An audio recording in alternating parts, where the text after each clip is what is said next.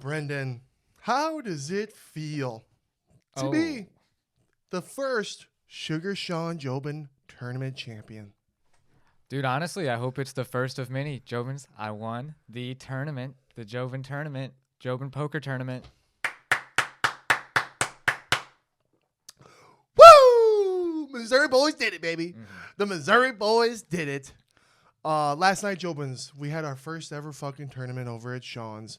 I've been wanting to do a poker tournament with the boys since we've moved down here. Mm-hmm. Finally, Sugar Shane got a poker table.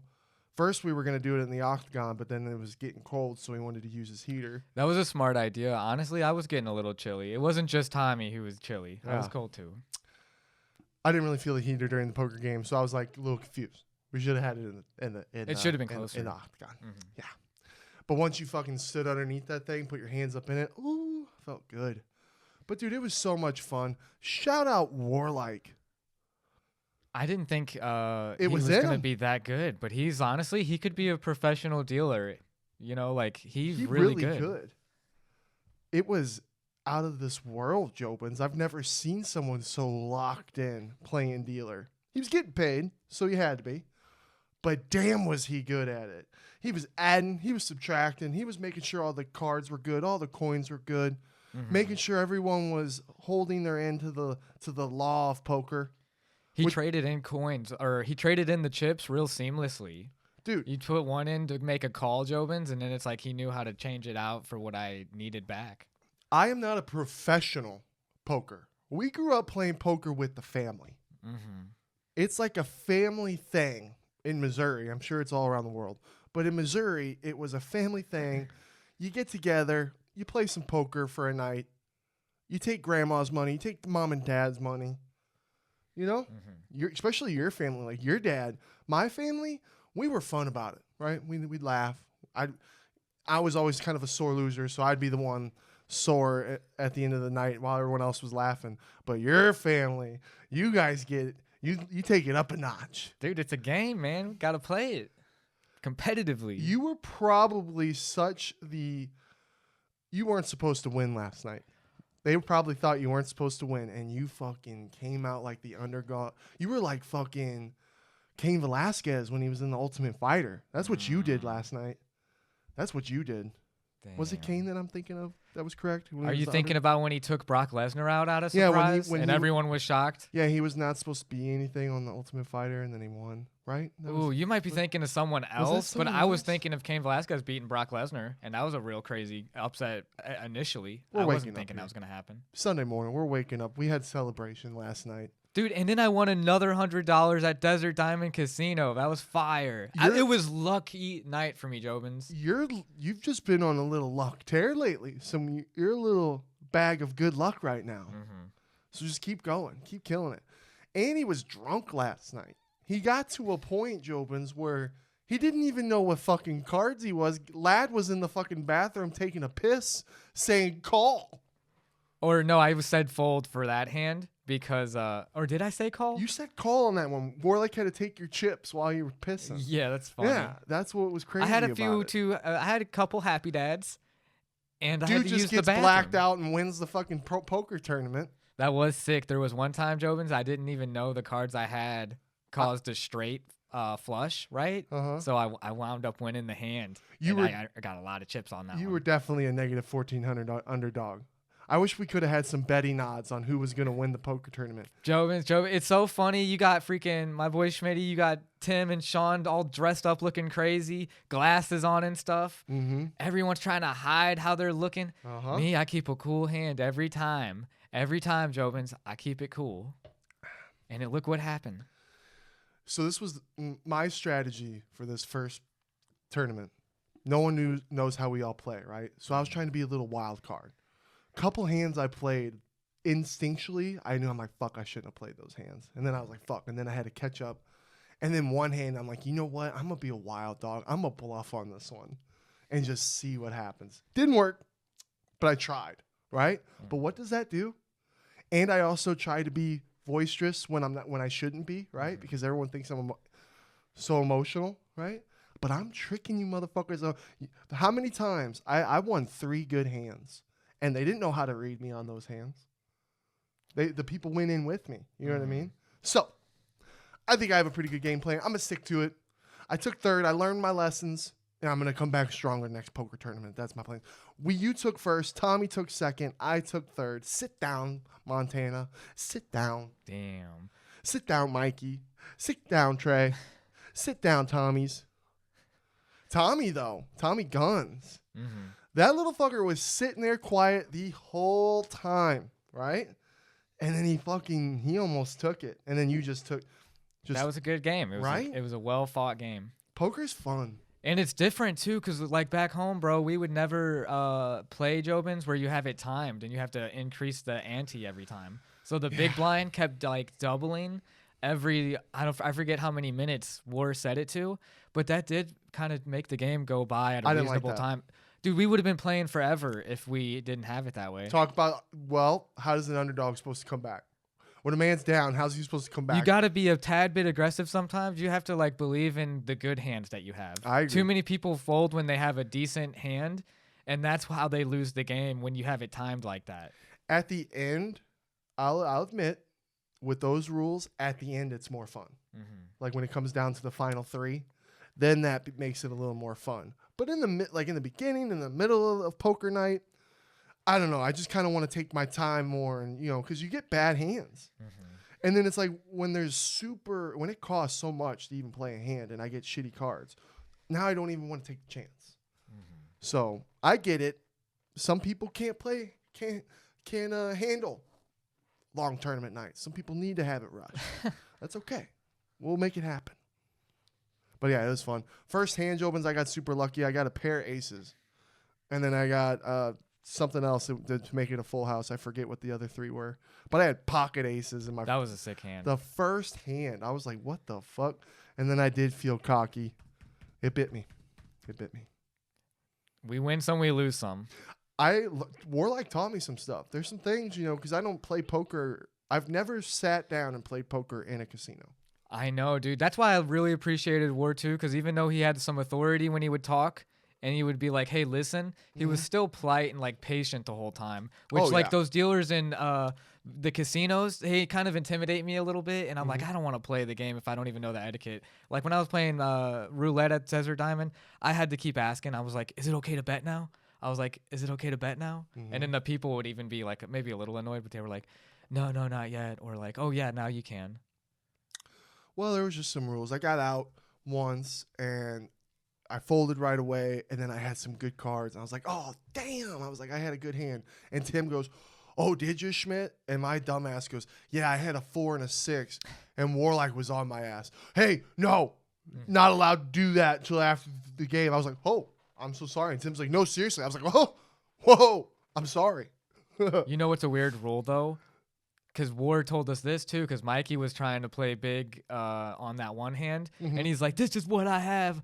And that is what he had. Like, you can tell everyone what your cards are, apparently. Yeah. But if you get beat like that, you can't. I guess it's because you can't show your cards, so it's not proof, I guess. But you can just straight up say what hand you have. Yeah. That's weird. I know. Well, you got to remember, when it comes to people taking other people's money, there's so many levels to mind fuckery that people try to do, or try to, like, get the edge or do something to make you think something. So as time goes on, we'll become the better poker players professionally, thanks to Warlike. True. I think as we keep playing, we should just be better each time. Because even I got to respect the, what's it called? What were they calling it? I got to respect the tarp or the whatever. What are you talking about? The area? Yeah, the area of where the coins and cards go. Yeah, I fucked up. I was putting my shit on there. Like, hey, you respect. I was like, oh. Well, there's that white line where you put your chips under. Dude, there was one time because I was winning so much, I couldn't even count them fast enough, and they're still on the other side of the line. I'm like, dude, I got to count all these chips I just won off you guys. Sean didn't win a single hand until the very end. That was crazy. Bad luck, too. I mean, you can't control. Fucking luck. But maybe he had a hand that he shouldn't have folded on at one time or another. Yeah. Who knows? Dude, I'm not going to lie. It would be a lot of fun if we could get something going with that. I mean, it was like a routine.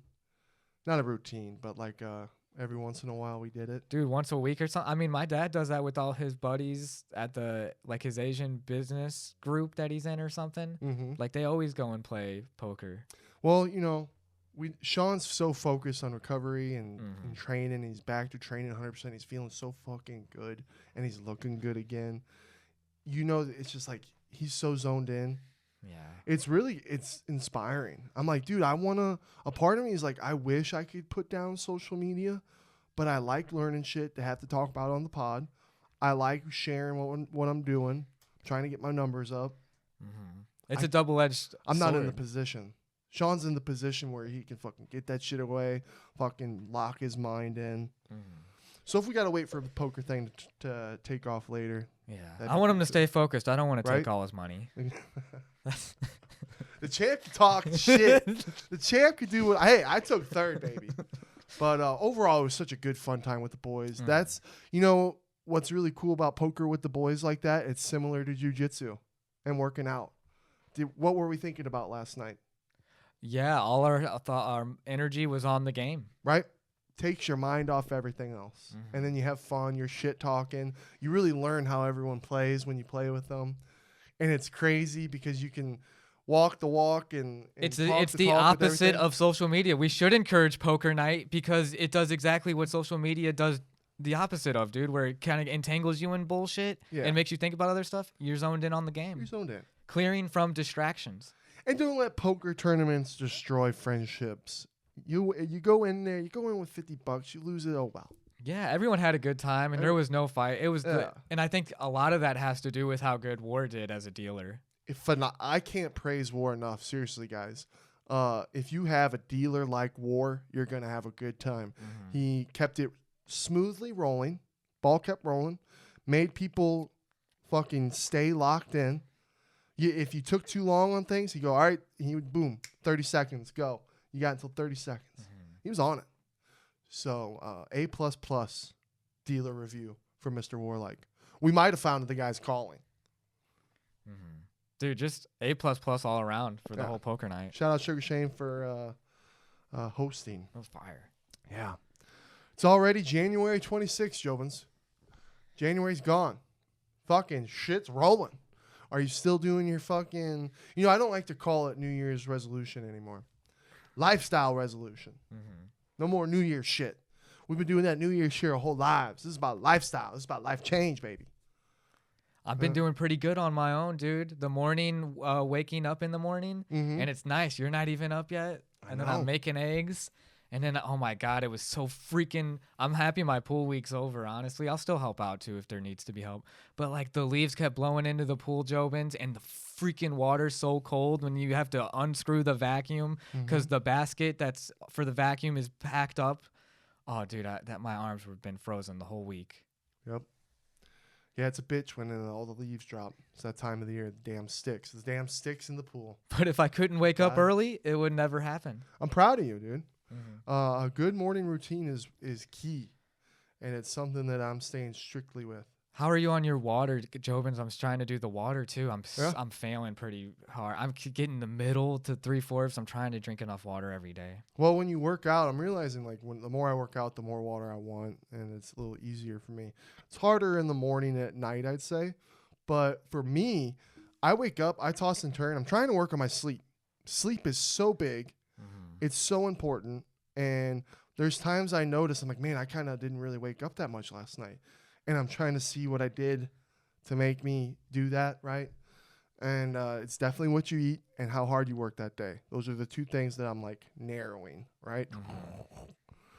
And but when I wake up a lot in the middle of the night, Jobins, I always got my big cups of water, and I'll go to bed with one of these all the way full. By morning, it's completely gone because our bodies are still working in the middle of the night, so I think that's important.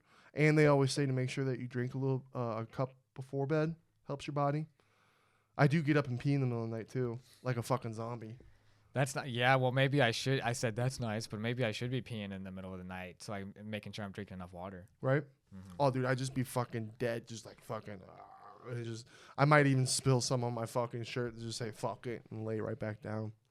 Hopefully I don't subconsciously create a habit and I'm like drinking in my sleep, that would be bad. Mm-hmm. But I've never done anything like that. But yeah, morning routine is so important. I'm very proud of you because you know what that does? It inspires me. Good energy and just like routines, it inspires. It's good energy. I believe it. Yeah, and there's still a lot to work on for sure on these resolutions. Dude, it's hard. It's hard to stay consistent. But it's really, you can get lost in your thoughts with so many other things that you worry about. Mm-hmm. Like, oh, fuck, oh, fuck, oh, fuck, oh, fuck. And another thing is you can come up with excuses on why not to do it. Mm-hmm. And that's something I'm guilty of, right? I'm like, oh no, I got my dentist appointment today. I'm not gonna go. Guess what? Not this New Year, Schmidt. New Year, new life, Schmidt. Hell yeah. Because instead of having that thought, I get my dentist. Okay, my workout's pushed off to a little end of the day. Now I've been working out. There was a couple days last week because of the dentist. I'd work out right before work. And you know what I noticed with that? I'm listening. When I'd worked out in the morning and then come home, I would fucking want to take a nap, which a nap is good. I'm trying to do, Sean's been sending me these 20 meditation things, which are super dude, helpful. you were making that sound interesting. Yeah. Oh, I was late, Jobins. I was butt naked in my bed. Sean sends me this 20-minute meditation video, right? And you just listen. It was a good one. The ones that you pay for are better because I like the ones where they talk to you the whole entire time and guide you. Shout out Brandon. When he is live with Sean and you do a breath work with him, there's no app that can even fucking compare to Brandon. No app. But the ones where they talk to you the entire time, I like a lot more than the ones that just talk to you for about 10 minutes. And then the last 10 minutes, they kind of let you do your own thing. I like being guided the whole time. But I'm laying there butt naked. Sean sent me this thing, and I fucking did it. And it was right after work yesterday because I knew we had a poker tournament, and I wanted to squeak in a nap. And, dude, doing that with the breath work, it charges you. I felt recharged. It's important. Okay. I got to look more into that, dude. Yeah. I'd like to do that myself if it recharges you. It really does. Like you're saying. Yeah. And you know what else, too, that got me pumped? During the week is I saw this tweet from The Rock, and he says just switch your mindset, Jobins. Instead of saying, "Oh, I have to do this," say, "I get to do this." Exactly. Because everything that you get to do is a privilege. Another thing I've been being doing. awake, being able to walk around and do shit, like you get to do this. I get to do this. You know, it's awesome, man. That's a good mindset. The thought of worry can fucking block that. And so it's so important that when those worries start creeping up in your head, at least for me, right? Because when I start worrying about things, it stops me from doing that. Because I'm worried. I'm fucking stressing about future things. And when it's like, dude, when you are present in the moment, enjoying everything that you do, it is truly better. Dude, you know what? I'm the same way too, bro. And one of the biggest excuses I used, because it worries me, is being late to jujitsu. And because of work, because it's 9 to 5, and then it's like, fuck, it's like sometimes I get out a lot later. It might be 5:30 when I get out of the doors. I'm like, I'm gonna be so late. Like I'm just rather not go. Yep. When it's like no one's ever yelled at me or anything for being late. Yep. And it's like, oh, you just didn't go to practice now. Right? Those worries, man. Same thing with working out. As long as you're consistent, right, you will see results. The goal is to always push yourself. And Sean was showing me his little app thing where you keep your heart rate up. So I do notice, like, when I do my bike thing and then I hurry up and I get into my workout routines, and if I keep my heart rate up, it's better. So much better. But you have those thoughts, right? Man, I got this today. I got all these today. Oh, I'm only going to have a little bit of time to work out. Oh, I got to... No. Right. Just go in there, get it done. Still get it done at some point, and you just get it done. It doesn't have to be the hardest workout. Doesn't have to. Maybe you missed a spot. As long as you get it done and get it in at all costs, that's such a powerful thing. Because over time, it just builds and builds and builds and builds, and before you know it, you're fucking doing way better than you were months ago. And you know what else he said to The Rock to follow up on it? He said, and just imagine how great Sunday morning's going to be when you got all that shit done Saturday night. Yeah. And it's like, 100%. damn. And what you just said, dude, it's like all those worries and everything. It's such good advice, man. And I'm going to try to use that. Not try. Going to use the advice. And quotes don't work unless you do. Advice and quotes don't work unless you do, Jobins. Because I see all these quotes on Instagram and TikTok, and I want to share them. And I'm like, and then this other one came in. Only work if you do. And it's so true. Because look at me, Jobins. I'm fucking victim to it. I'll fall off. So my main focus is just to stay consistent through the ups and through the downs. Another thing, because I fucking did it last night too, but I'm proud of myself, guys, because I sat here this morning. Last night I didn't sleep good. I had indigestion. I had fucking heartburn in the throat. You know what I mean? That's the worst. Yeah, and I was drinking more water. It was interrupting my sleep. And this morning, I'm literally sitting there, and I'm going, I regret eating that fucking pizza last night. And then we celebrated when we got home. Got some fucking ice cream. Ice cream and chicken fingers from Freddy's. From fucking Freddy's, and I had a cheat meal. After the Happy Dads, it felt really good to have that food. I worked hard all week, and in my head, I was thinking, you know what? Today's poker with the boys. It's a cheat meal. I started off good. I made everyone some steaks, and I made some Laguanisa sausages. My God. Shout out Underbelly. You guys are legends. The best meat, quality of meat. They're one of the best. It's so fucking good. Even, what did you think? Dude, those brats were like perfect. I was like, I wish my dad was there to try them. Right? Because they were so good. Tim loved them. But I fell victim again, Jobins. Victim to myself.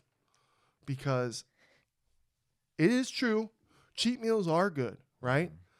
But in a way, they're not. Because for me, I'm like, you know what? That's twice now. Where I went to Malachi's, considered a cheat meal day. Went to Sean's, considered a cheat meal day. And now I'm sitting here dealing with shitty, nasty feeling results. You know what I mean? Right. I don't want that. So, what's Schmitty's goal next time, Jobins? Next time we have a boys' night, next weekend or whatever, and everyone's got their fucking pizzas. Tim's ordering pizzas. They got their brownies and shit. I'm not going to eat it. I'm going to stay healthy because you know what? Ooh, that's tough, man. It is tough. Protein, there are things that kick your cravings in healthy ways. And that's just what I got to do. Because y'all know Schmitty, I got fucking addictions. I got problems. I like to smoke weed. And I just feel that, like, I'm glad that I'm proud of myself for having this mindset of regrets. Like, I'm sitting here, instead of sitting there going, oh, man, that In-N-Out last night was so far. I didn't give a fuck how I felt. It was so good. You know what I mean? Instead, I'm sitting here going, man, I regret fucking doing that last night. I work out hard all week. I hate how I feel.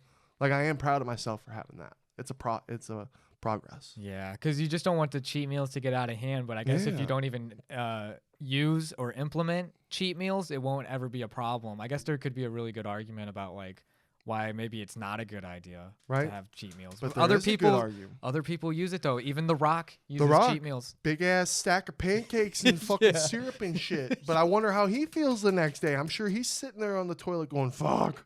You know what I mean? You know what he's doing? He's saying, I get to do this. You're right. You're right.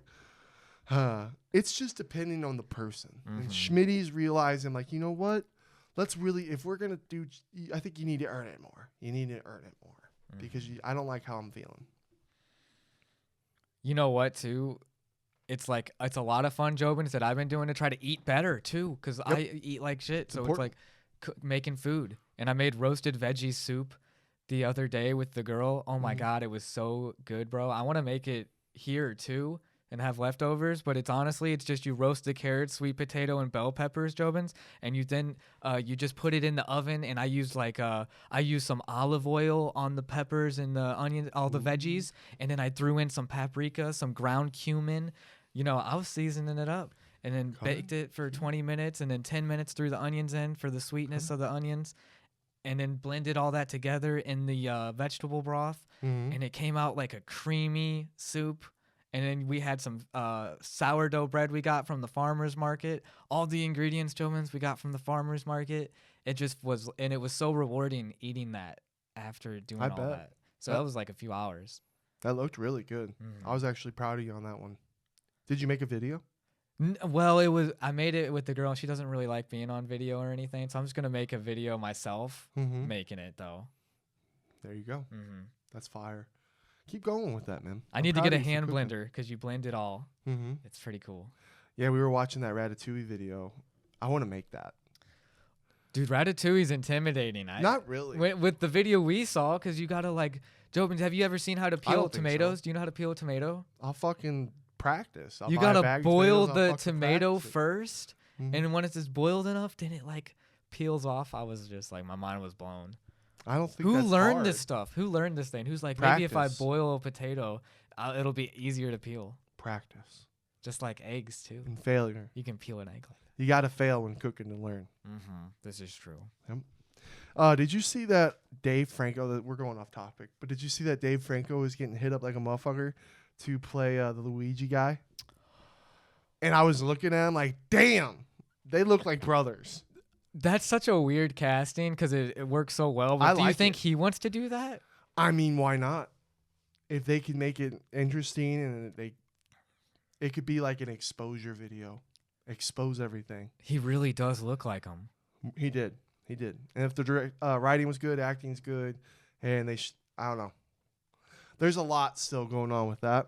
Bro, dude, how much can you even believe? You hear now what's going on? This is really controversial. I don't know what's true or what's not. The CIA, bro. Get fucking lost. The CIA just now, have come out and said that they believe that the COVID-19 outbreak was likely from a lab. And back in 2019 and 2020, if you were to say that, you would be called crazy, a conspiracy theorist, nutcase. And now the CIA themselves, at this point in time, have come out and said most likely the epidemic came out of a lab. Well, future humans, if ever listen to this pod, if I'm dead because you got vaccinated? Yeah. We're both dead from something young. It's either because we ate like shit our whole lives too with all the shit that we've eaten in the vaccines. You just never know. And then Jobin. Damn it. And this is for you too, because this is relevant to all of this. Jobins, and guess the rapper, dreaming of riches, in a position of making a difference. Politicians and hypocrites, they don't want to listen. If I'm insane, it's the fame made a brother change. It was nothing like the game. J. Cole. Older. Lil Wayne. It was Tupac. Oh. He was playing Tupac before the pod, and then he was saying this on Me Against the World. And I was like, damn, politicians don't want to listen. And it's like, it hasn't changed. Dude, I miss Tupac sometimes. When you hear a good song like that, or like the new Juice WRLD too. But I don't want us to die. I don't want us to get killed. I'm sorry about saying crazy. That's not even crazy. This is news. I know, dude. This came out officially. What sucks about my COVID vaccine story, Jobins, is so I was living with my mom and dad. At first, I didn't want to get it. I was like, I was super scared. I was like, I'm not getting that shit. I don't believe it. It's too fast. It's all crazy. I had a horrible feeling for it. And then the more that came out, the more freaked out I got. My dad had cancer. My mom's got shit. And I'm going to fucking Schnucks and the fucking shelves are empty. And I'm going, fuck. And then everyone's wearing masks. They're telling me that fat people and fucking cancer people and old people are the most susceptible to die, death. And, and I'm just going, fuck. Like, I don't want to be the reason. I don't want to get it. I was like, I'm fat, but I'm like, Schmitty's strong. I'm going to take it on I ain't worried about me. I'm worried about my mom and dad. You know what I mean? Those were real times, dude. Yeah, so I got fucking vaccinated. And on top of that, the future plans, because this is like, I probably didn't get vaccinated till like the summer of 2020. It was traveling. They're like, oh, no, you can't fucking travel. Concerts. Oh, no, can't go into a concert. We couldn't even go see Suicide Boys if we wanted to be vaccinated or not. Then we had a show. They had lines, proof of vaccines or not. So I was like, fuck, dude, I got to get this fucking vaccine. And now I sit here. My dad's gone. The cancer took him. I'm glad that, he didn't die of COVID. If he would have got sick from COVID and died, I would have been like, felt guilty. Dude, even like Khabib's dad. Yeah, dude. That is, people really died from it. Glad my mom didn't get super. And what's real weird is we all felt like we got COVID, even before COVID was announced, because me and my dad got some horrible shit, COVID shit, and my mom didn't. My mom didn't get shit. So, and they both got vaccinated. I'm just like, I'm sitting here. I'm going, fuck. And I do wonder, I'm like, did the vaccine fucking speed shit up with my dad? Cancer spreads. Cancer's horrible.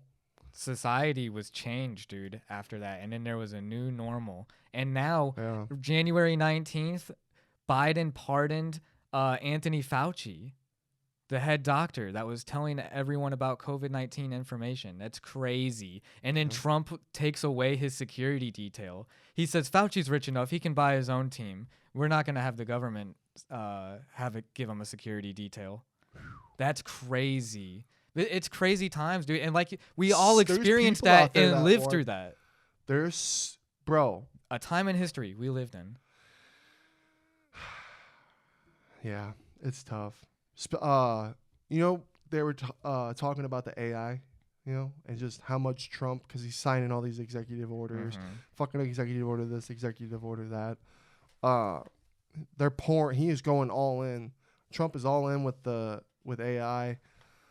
And they were talking about how in the future, AI is going to be able to individually take the person based on the cancer or whatever they're diagnosed with or disease and then come up with a vaccine for that individual person to cure that cancer. I'm like, motherfucker, dude. It just sucks because it's like, in my head, I'm like, well, we're all probably going to get cancer, right? If I sit here and think about it, I'm 32 years old and all my homies are 30 years old. Yeah. And me and you grew up, you know, playing Halo, drinking Mountain Dew, and eating Doritos every day. Yeah, and it all sounds the like other a typical day back in the day. Fucking corn dogs and pizza rolls, especially when pizza rolls hit the streets. Remember when pizza rolls hit the streets? Seriously, Yeah. But seriously, when the pizza rolls hit the streets and the bagel bites hit the streets, people's was on it. And I was on. I was like, oh, we got to get bagel bites. I was like, me and my sister, we were like, bagel bites. We ate that shit up. And I'm sitting here, I'm going, okay, I lived that life. And cereal. How many bowls of cereal do you think you had in your life? If you're listening. Dude, all the mini games you play on the boxes, too. Bro. Cereal all day, every morning. Every new cereal that was announced was a mom, we got to go. They got, you're talking about Reese's Puffs. Remember when Reese's Puffs hit the streets? Wait a minute. That was good shit. Wait a minute. That's what I thought. Wait a minute. Mom, they got Reese's Puffs now. Where can we get some? And, dude, we've all ate that. So if we're sitting here and with forever chemicals and all that kind of shit, I'm like, damn it. And, you know, the generations before, they're all getting one type of cancer that would just lead to another cancer. I'm like, we're going to be the generations that got multiple, like all kinds of cancer. You know what I mean? It's not going to be, oh, he died from pancreatic cancer. It's going to be like, oh, he's got the long pancreatic fucking. Well, the AI, like you said, it's going to be so personalized. It's going to be able to save everybody, no matter what cancer they have. Is it an automatic, holy fuck, we got to fix this or we're doomed type shit? Dude, if they really developed the technology to do that, it's just going to make me sad about why it couldn't have come any sooner. Dude, AI's crazy now. Then it's going to be AGI, and then it's going to be the super AI. So I hope that I don't die from fucking being vaccinated and I get to kind of see all this shit. Dude, that's so crazy that Trump made that executive order. And then all three of these tech guys are calling it Stargate. I know, there's some science shit. fiction thing. Yeah. Dude, Elon's running around so happy. Elon hates this. Elon hates this. Dude, because he hates one of the guys. Elon hates one of the guys. He's going to get taken care of. Sam Altman of OpenAI. And Elon are huge rivals, dude. Well, that's called passion because Elon wants things done. $500 billion in the private sector. Yep. Towards AI. Elon's finally starting to be in the positions to get things done that he wants to get done. He's going to have a little competition with Stargate. Dare anyone who stands in his way. It's going to be interesting. Dude, a joint venture between OpenAI, SoftBank, and Oracle. And Larry Ellison of Oracle, he's one of the potential buyers for TikTok right now. Now, here's the real question, because it's like, should people... Monopoly's real. Should people be allowed to own more than one social media fucking... Dude, 100%. I don't think anyone should own any social media platform. It's so much power. There's a tech social media oligarchy out right now. And Jobins, that means all these rich people. Bro, it's X. Miocic Son, Sam Altman, Larry Ellison, Elon Musk, Mark Zuckerberg, Jeff Bezos. The list goes on of these few individuals. It's like, dude, remember when we said, oh my God, is the Illuminati real? Is there a hidden group? Now they're not even hiding. They're just in plain sight.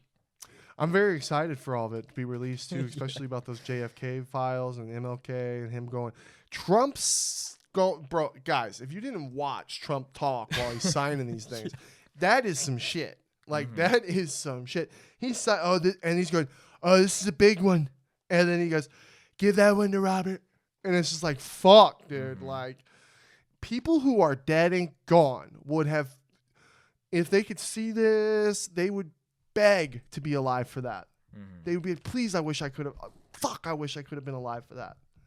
You know, but then it's still got to go through the fucking judges and shit. So even though Trump's signing, it's like, well, how long until that fucking gets gone through? My thought's this, brother. When that time comes, who are the people that we called crazy that are no longer crazy? I know. That's what happened back in 2019 already. And then it's just like some other people that are crazy are not going to be crazy anymore. I know. And then sometimes my mom would say shit about like religion and all this kind of shit. And I'd just be like, Mom, you're so fucking crazy. Holy shit. And then now I'm like, maybe my mom wasn't crazy, man. Maybe some shit. Am I losing my mind, or is like, are we going to learn shit? And that's when I get nervous about AI and religion. Because when super scary. That's where it's like, fuck. And it takes an individual to take that and either go with it, see through the lines. Because if you get people believe, there are people out there, like even me, you, like we believe things more when it's told by word of mouth through somebody, right? But I know that that's changing because of technology. The younger generations, it won't take just word of mouth. They'll take just what they see. Because even us, like, you got to really do your information, or you got to really do your research, because we could see an article and believe it right away. I've done this, and it's like, well, fuck, I should just went a little deeper, and I would have saw that it wasn't. You know, when it becomes AI, like when AI gets scary with analytics and being able to have very detailed information using words and things that make it seem 100% factual, that's when it's going to get nuts. Dude, what's it going to do to people? It was creeping me out watching that last episode of Impulsive with Logan Paul and Mike, and they were interviewing that this weird rich guy who, like, his mission's to live forever. His shirt says "Don't die." It's like a "Don't die" mission. To where it was like he was talking about. Do you know his name? I don't even. What was his name? I forget his name too. He's big. But he's like talking about Jobins. He's talking to Logan Paul about how AI is going to change so much in the next 5 years that it'll be like the third age to now. Was it? How different it is. Jonathan something. There was another guy who was saying, if you're alive in 5, and just the way he said it, if you're alive in 5 years, and that's what scares me. I'm like, is it because everyone who got fucking vaccinated isn't going to be? Dude, you know how we have our phones in our hands all the time, and it's like, dude, the AI is going to be ingrained in people's, how much we use it is going to change us. Sometimes I hate how stupid I am and stupid we are. Because sometimes I'm like, God, this is all crazy. Social media changed us. Mark Zuckerberg and all the other people I said are changing society in front of us. Right. Let's go Stargate. It's going to be interesting. I just hope it's for the better. What if it was legit actually for the better? Because here's the thing, like, if America's going to see profit for the first time in forever, is that better for us? Is it going to be like, we need to see change to where instead of the middle class disappearing and poor people becoming way more abundant and the rich are getting less but more rich, that's where we got to solve these issues because they're real. If it cures cancer, though, that's something crazy. I know, and that's the thing. That's like how can I'd be like, I almost is worth it. You know what I get scared about? Not a white lie, but false things to make us believe it. So if we're going, oh, okay, if some Americans or some people are, teetering between, oh, I'm not with AI. I think AI there should be laws and things and all this, or I am gung ho for AI. It is gonna solve our problems. It's gonna lead the future. It's gonna change everything. That's where I kind of get nervous because it's like, could saying AI is going to cure cancer be changing us and going with it, right? Where that's a lie and it's really in control. We're really just doing all these AI things, and so that the people in power can keep the people in control easier. You know what I mean? That's where I kind of get, we don't really know yet, Jobins. This whole AI shit's very, very new, and it's only going to be played out in time. Time will tell all.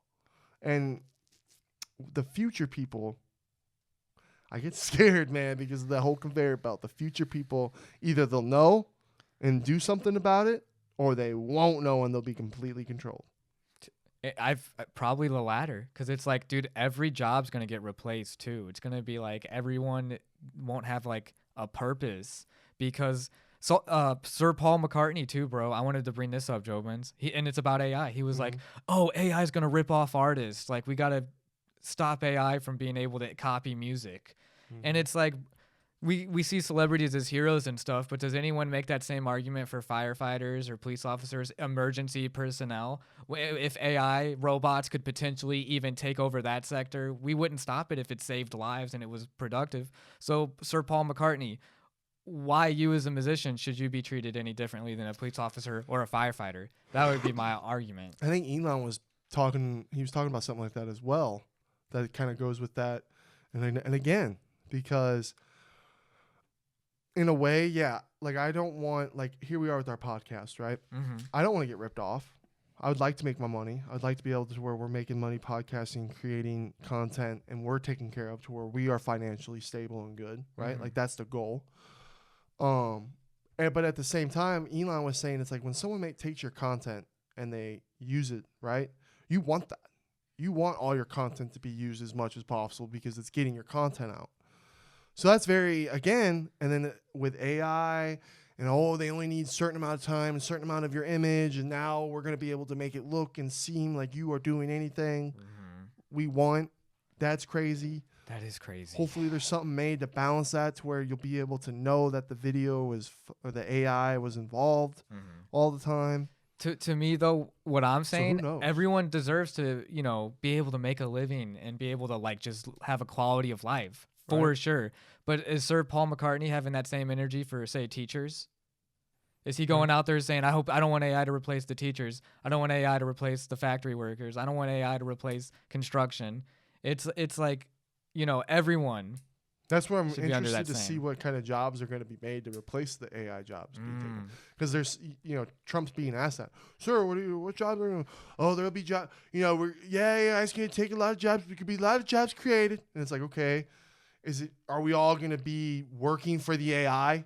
Or is that the future of this country? It's like we'll all be able to make our own content, make whatever we want, but we're working for the AI. So we're all going to be working in these AI chip factories or Amazon factories or I don't know. It's going to be so different. We'll be completely different people if all these predictions are true about it escalating. It's a lot, Jovins. Do you think that's a lot? You hear what else Trump is going to do? He's gonna make Gulf of Mexico will be renamed the Gulf of America. I know. I thought that was official now already. Was that official yet? I think that's official. I think it's official. Isn't that wild? Oh. Connor versus everybody.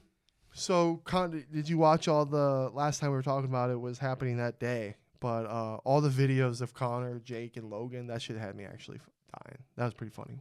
They were cool with each other at that time, right? Or you didn't see any of the videos? Because now they're beefing, or? Oh, yeah. Connor's like, there's so many videos of Connor just saying he'd slap Jake Paul and all that kind of shit. And they're kind of just bickering back and forth. Nothing got too crazy, but it's Connor definitely being Connor. And then the bare knuckle fights happened last night with, I think it was Eddie, what's his name? Eddie Alvarez versus Jeremy Stevens. Damn. Yeah. And Connor's in Jeremy Stevens' face after the fight, saying that he'd like to bare knuckle fight him and everything. And, you hear Jeremy Stevens go, and we'll bleed. But you just see Connor, and it's like, dude, I get it, right? I don't get it, but I get it. Because when you're nobody, when you are broke nobody in Ireland, and nobody's believing you, you got a girlfriend, you believe in yourself, and you work hard, and you believe in yourself, and you do the unthinkable, and you achieve things in professional athlete world that is like so hard to accomplish, and he does it, and he changes UFC forever, becomes so fucking crazy rich. And it's like, how do you not become what Conor's become? I would even argue, did he become that, or was he always that? Because he always has needed eyes on him, right? That's his personality. That's why he's such a star. It's like we all want it. We all, everybody dreams of becoming great at something. It's just all different, and he did it. And you got endless money, big family.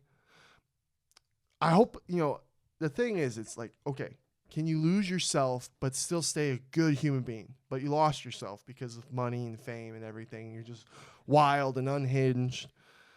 Life's a big party now. Life's great. But it's just like, as long as he's staying a good human, I can't blame him. But if you fucking turn to a bad human, you're doing bad, disgusting things, that's a different story. And then maybe on top of that, we should blame society a bit for who they endorse. Because do we want to see a good Conor McGregor? Honestly, we do. But does the society as a general, is it going to gravitate more towards that? Facebook gets more looks on negative feed than on positive feed. Well, dude, and plus look at how like the world is. Like even what Dave Chappelle was talking about in his monologue on Saturday Night Live. Like being famous isn't it anymore. And we live in this world where it's attack. Like everyone's just attacking. Everyone's talking shit online. You know what I mean?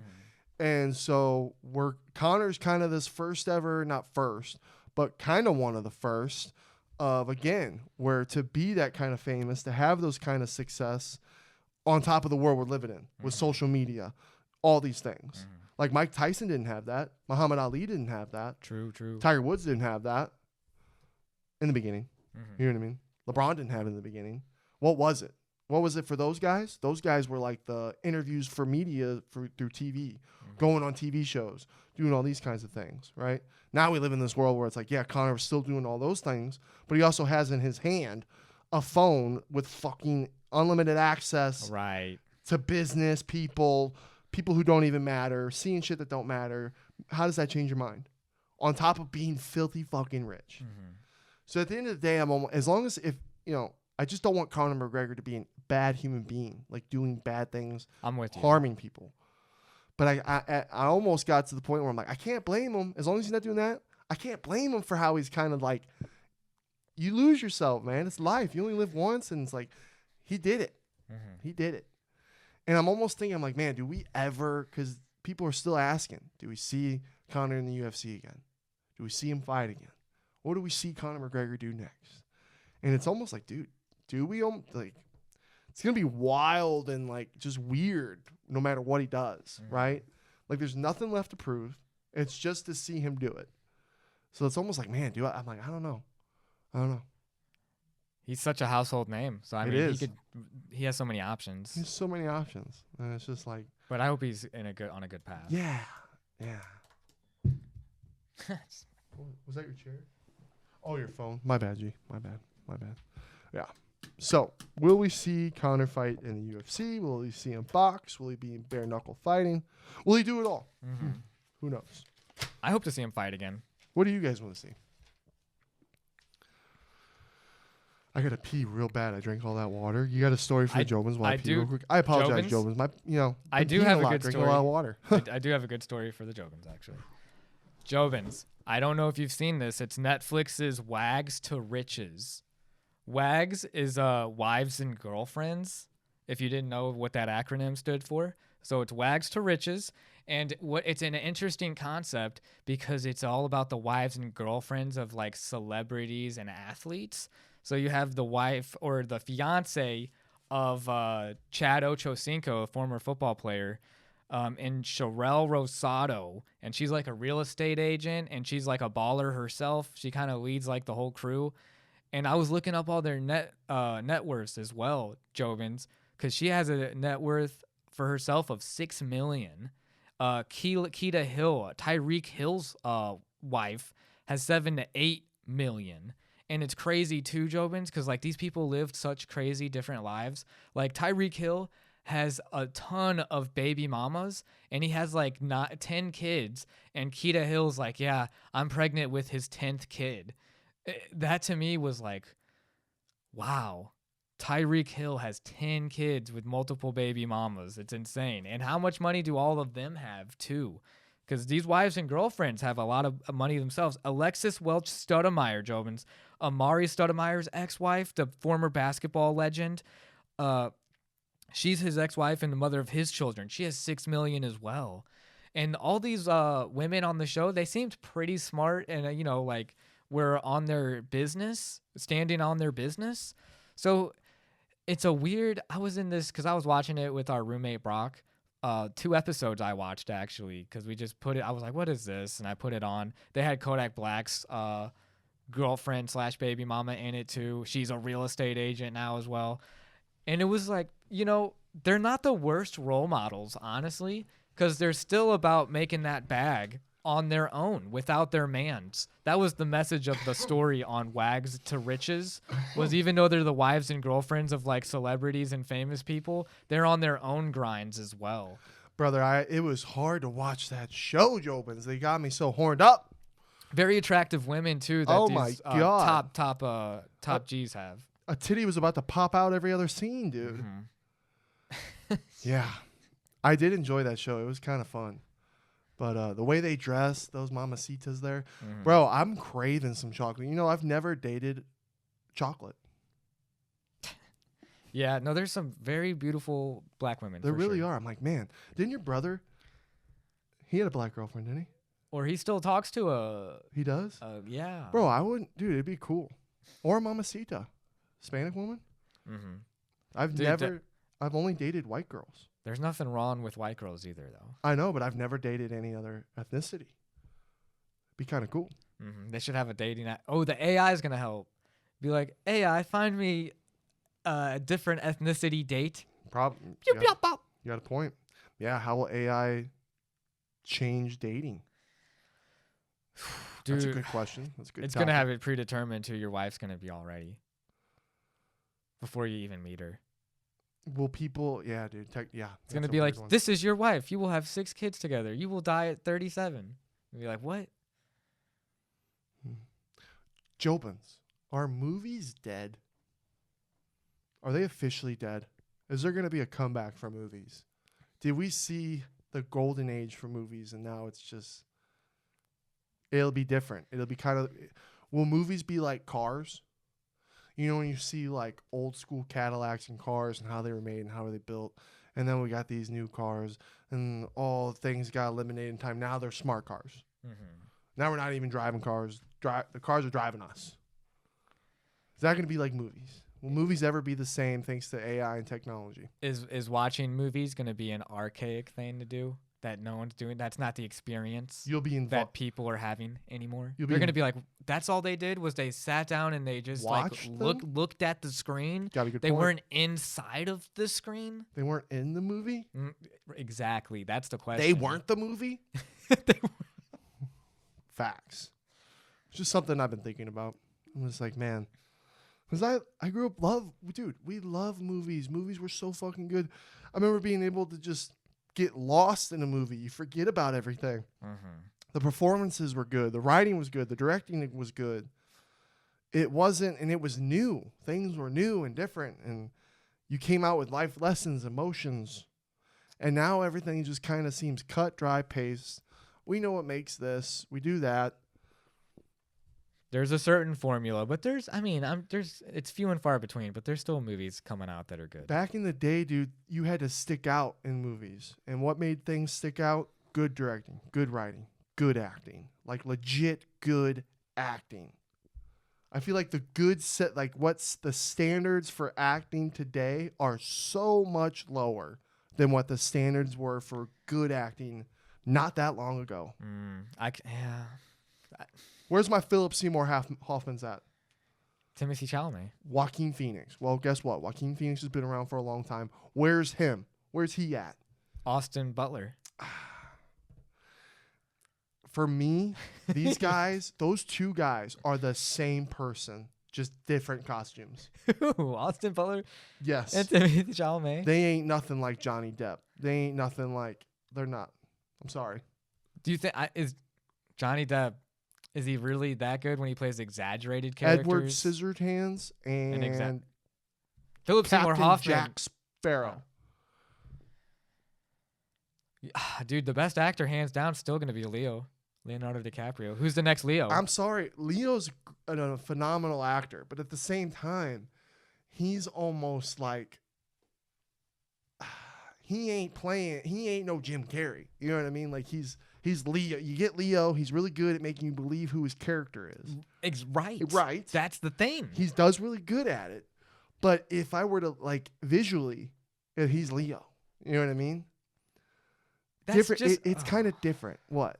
Go ahead. He can't control how he looks. Dude. I know, but like it's hard. And then he does such a great job that's like that is Rick Dalton. Though. Did he start? I know, you're right. He is a great actor, dude. He is, and he's my favorite. But so it's like he's on par with Jim. Jim Carrey's really good too, though. Right? Where's the range? But my question is, who's the next Leo? Because I don't think he's out there yet. I think it's tough. When I see Austin and when I see Timothy, they kind of like, they're underneath the Leonardo DiCaprio tree. Dude, Timothy to me is not. And the reason is I still like Dune. Don't get me wrong. But he is the wrong fit for Paul Atreides. And then like the delivery of his lines is laughable sometimes. Right. And he yells like, I don't want to yell too loud, but he yells and it was just like awkward. What about Daniel Day-Lewis? Like, where's our Daniel Day-Lewis's? That's another dude, that's just what you just said, though, is totally true. It's like the TikTok acting, like social media, the new wave of acting is shallow. There was a depth to the acting of these people we're talking about. And directing. Layers. We're losing good directors that had their artistic view to it and feeling. Yeah. So I'm asking myself, because what are you excited to see this year? Let me know in some comments what trailers I should watch for some movies that I should be excited for, because they're damn near non-existent. The only thing I'm waiting for now is James Cameron's Avatar. When's that coming out? 10 years? It's coming out this year in December, or is it coming out next year in December? I have no idea. They always tell us. They always have. Yeah, we don't have many movies to talk about. Right? Global Fight League, guys. Wow. This is pretty cool. I like this. Yeah, bring up these photos. New MMA league. There was a draft, 500 fighter draft. 120 got picked. That's a lot. Yeah, they did it live too, which is pretty cool. I didn't get to watch it. I kind of wish I would have. These 6 teams, dude. Team New York, Team Brazil, Team Miami, Team Dubai, Team London, and Team LA. What's your favorite? If you guys know what I'm talking about, who's your favorite team? Put that in the comments for me. Of who's your favorite team? I like the team-based approach. It's different. I know, and what's cool is like apparently it's going to launch in April. It's going to be like a regular season type deal. There's going to be regular season, semifinals, and then final events throughout the year. Teams all fighting each other. Dude, what's interesting is I don't know if the New York has a manager yet. I went on their official website, and they got Ray Longo as their coach. Yeah, there's each team has a manager and a coach. Like a real team. Yeah. A team manager and a team coach. Me and Tim were talking about the confidential. I wonder, is this going to be like a reality show type deal where they fight? Because I think that'd be a lot of fun. Well, isn't it going to be what I was thinking? Other leagues, like the NBA or NFL, right? Because it's going to be teams. Well, yeah, it's the Global Fight League. So it should be like, and they're aiming. What the whole goal for this is to help extreme weight cutting not happen, and then also they seem to be like they're going to take care of the fighters, like 50-50s. As much goes into the promotion goes into the fighters, which is really cool. That is cool. Because this was sick, Jobins. There was some really unexpected. They were saying they didn't expect some of these people to be, put. And it's essentially, all ex-UFC fighters. But it's fun. I don't know. It just seems like this could be really fun. It's a lot of good people. I'll read off the teams real quick. We got our New York team. So, Alexic Olenek, Alan Bletcher, those are the heavyweights. Light heavyweights, OSP, Devin Clark.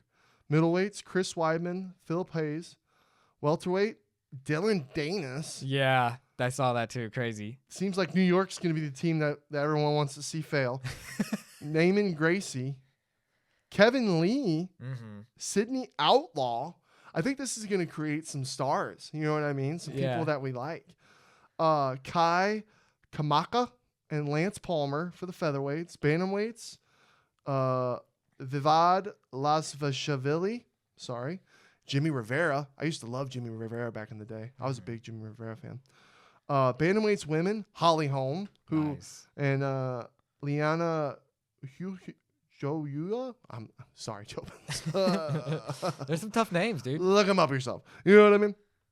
But Holly Holm, who just got cut from the UFC, you know, Marissa Messer-Belechingia and Bai Nagavian for the Atomweight, which they have Atomweight divisions. You know what I mean? Let's go. Women's strawweight, Ding and Melissa Amaya. Sorry for butchering the names, Joe. I really got to get better with that. I'm going to work on it. I don't know if it'll ever happen, but I'm trying to work on it. There's a lot of fighter names, dude. And there's two. It's cool, too, how it's set up. There's 2 fighters per weight class for each team. I know. That was the New York team. What do you feel about that team? It's like... is there anyone in there that you're, like, rooting for? My question, Dylan Dennis. My question, 2 fighters for each weight class. Is one the starter and one the backup? Or are they going to have... Damn, that's a good question. They should have their own backups, too, maybe. Because what if someone gets injured? You know, then your team's kind of effed. Hey, name of the game. It's the name of the sports game. I'm sure stuff's going to happen. I'm sure unexpected of things. These managers are going to have to throw down, dude. Yeah. And the coaches. Yeah. You're going to see a coach fight on sidelines? That was New York. So, yeah, just so far they don't have a manager, but they got their coach, Ray Longo, which I've always been a massive Ray Longo fan. He's good. So that's Team New York. All right, we got Team Brazil. And Sao Paulo. Yeah, their manager is Lyoto Machida. Which is legend. And their coach is Andre Pederneiras. Yeah, Pederneiras. I couldn't. It's hard. Yeah, tough. Their heavyweights. We got Fabricio Werdum. Ooh, another legend. Who threw the boomerang at Fabricio? Was it Colby? Or was it somebody else? Tony Ferguson, maybe? Tony? Somebody threw a boomerang. Was it Tony? And done pissed off Fabricio Werdum. I forget who that was. And Bruno Capelloza. Light heavyweights. Shogun. Wow. And Carlos Antonio Jr. So that's pretty cool. I like both those guys. Middleweights. Douglas Lima and Alan Silva. Okay. Welterweights. Carlos Petrozella versus Alex, or not versus, and Alex Oliveira, the other cowboy. Yeah. Lightweights, Lucas Martins versus Pat Ricky Pitbull. Pat Ricky Pitbull. I don't even. Pat Ricky? Yeah, I probably fucking butchered that. Pitbull. Everyone knows Pitbull. Featherweights. Mike Linares versus Julio Arce. I'm not familiar with both of those. I think Arce was in the UFC. I think that. So they're all Brazilian too, then, huh? Because it seems like that's how it's going. Renan Barral versus Rafael Senskal. Good to see Renan Barral back, dude. When he first became champ until T.J. Dillashaw, I was like, who the fuck is gonna beat this guy? And then here came T.J. Dillashaw. Then Renan was never the same. But that dude looked unstoppable at one point. Women's bantamweights, Paula Bittencourt versus Lara. Yeah. Oh, damn. Butchered that. Strawweights women, Vivian Pereira versus... Oh, God damn it. Yeah, and, they're not versing each other. Yeah, Camila Reynoso. And the animweights, Pamela Mara and Choice Mara. Yeah. Damn. Yeah. Team Brazil. Team what do you think of that team? Damn, I like that they got Lyoto Machida as the manager and they got Shogun in the light heavyweight. I don't know and Fabricio Werdum. That was cool. I know they got a couple guys I like there, but I don't think that's the team I'm rooting for. Same. The Miami team. The manager is Thiago Alves and the coach is Conan Silvera. Yeah, good to see. That's cool to see Thiago Alves as the manager there. I remember watching him all the time growing up. They got heavyweights. JDS. Let's go. That's legendary. Robelius Despain. Light heavyweights, Thiago Santos. Damn, that's cool. Philip Lins. Their middleweights, Yoel Romero. Okay. And Hector Lombard. Damn, this team's dirty. This might be my team. Welterweights, Delano Taylor and Gleison Tabayo. Gleison Tabayo. He was pretty good in the UFC at one point. Lightweights, Anthony Pettis, Jeremy Stevens. Really? Featherweights, Andre Harrison and Charles Rosa. Remember him? Bantamweights, Marlon Moraes and Eric Oh, Shelton. that's cool. I like to see Marlon Moraes back. I have a T-shirt of Marlon Moraes. This might be the stacked team. Bantamweights, Kat Zingano and Maria Akapava. Zingano, she was brown for a while. Strawweights, Hannah Goldie and Paige Van Zandt.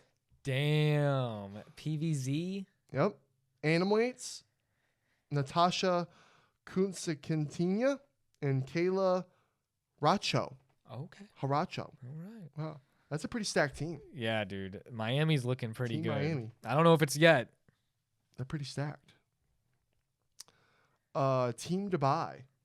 And they got Cain Velasquez as their manager. Ooh, and crazy. Javier Mendez as the coach. So far, that's the stacked management team. Whatever you want to call it. Leaders. Mm-hmm. I think they got the two power. Cain Velasquez. Yeah. Interesting. And Javier Mendez, dude. Beef guy. That's true. Damn. They got Todd Duffy. This is the heavyweights. Todd Duffy, Ali Asef. I'm going to butcher a lot of these names. Fuck me. Sorry, guys. Lightweights, Ronnie Marquez and Omir Akhmedov. Oh, God, I'm so rooting against this team. I'm sorry. Middleweights, Luke Rockhold and Derek Brunson. Sorry. Fire. I'm sorry, Woodley. Well, their welterweights are Tyron Woodley and Akbar Nurmagomedov. Mm-hmm. I love you, Woodley. Shout out St. Louis. Sorry. Lightweights, Damir Ismagulov versus Tofik Masavov. Maybe the viewers are enjoying me butchering this, or they either are laughing or you absolutely hate this. One of the two. This is the whole draft class too, guys. I'll keep it going.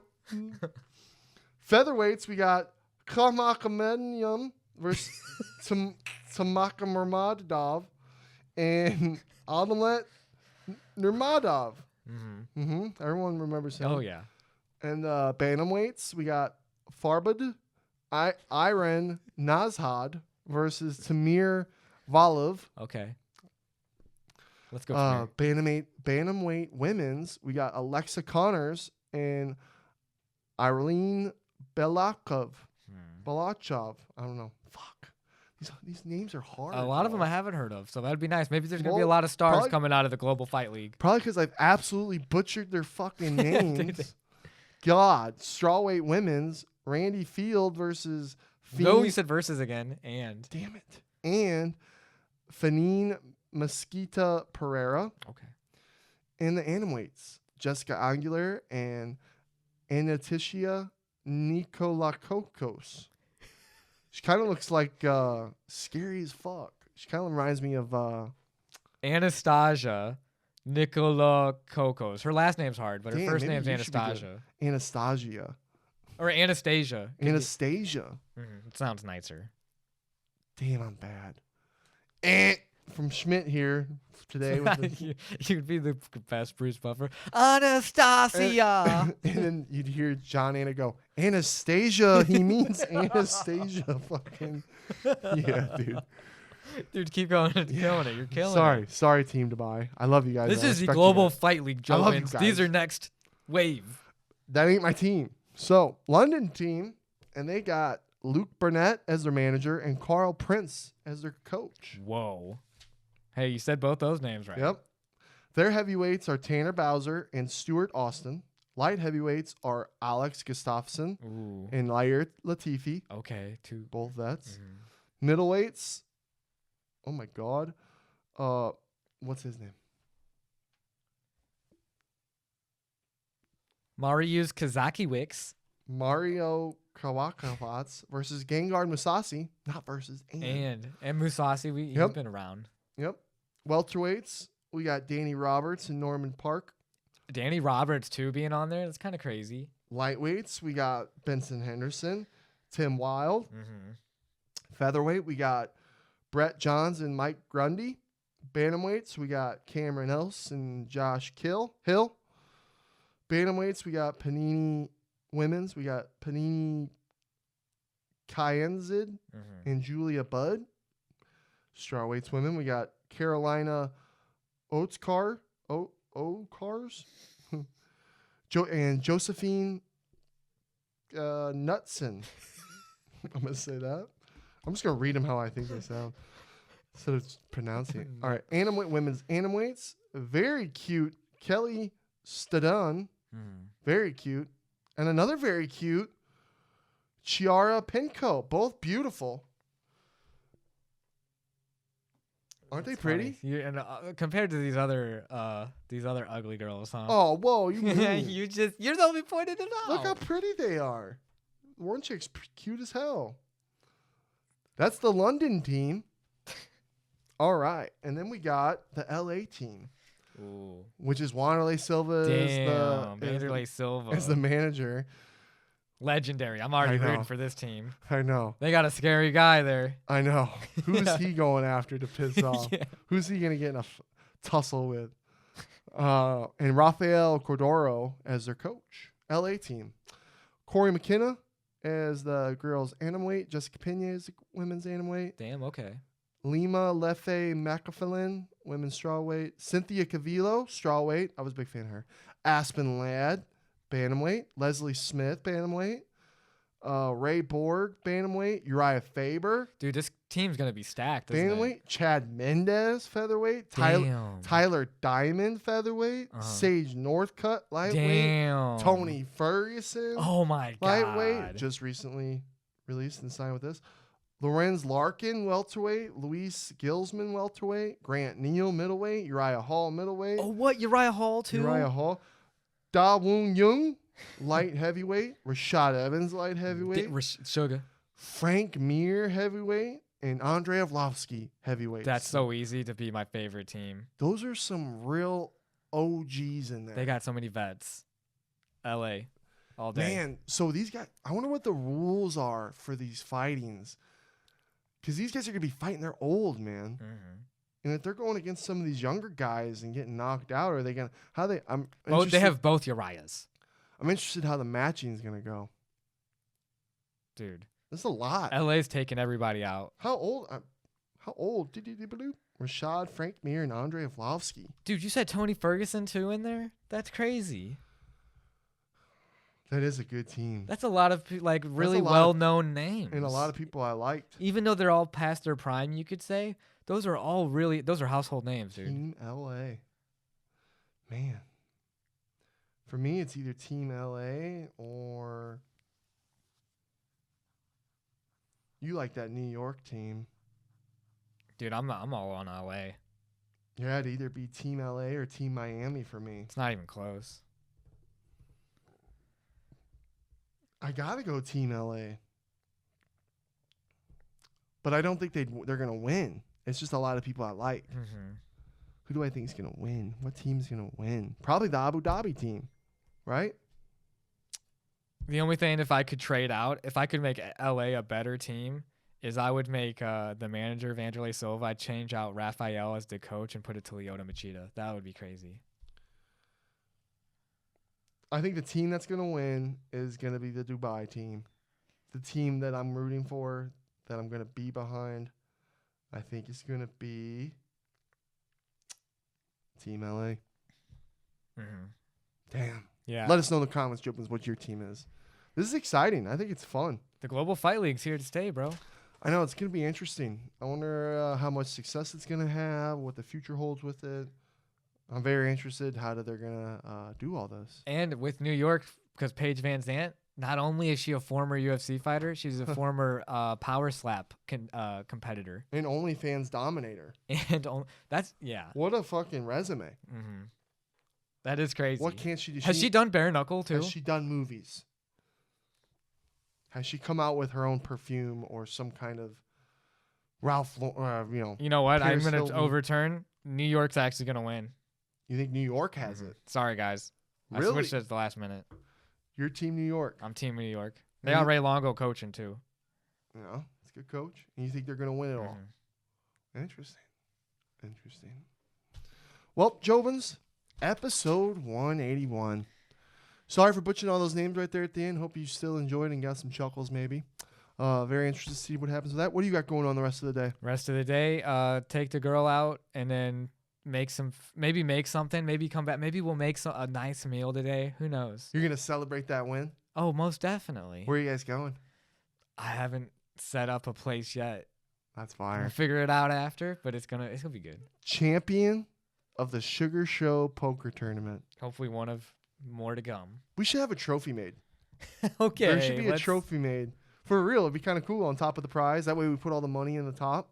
I'm going to talk to Tim, Sean. If you're listening, if you guys listen to this, it would be kind of cool. You'd have your name on there, the first one. That would be okay. I like the idea. We'll make it cool. Yeah. All right, Jovins. Have a good, safe day. I'm going to edit this. I got to get my laundry done, get some working out done. It's going to be a good Sunday. Make a good, wholesome meal. We hope all you guys have a good, safe week. Thanks for watching. Thanks for tuning in. If you're new, please like and subscribe. This is the shit we want to do for the rest of our lives. 100. Yeah. See you next week. Love you, Jovins. Bye.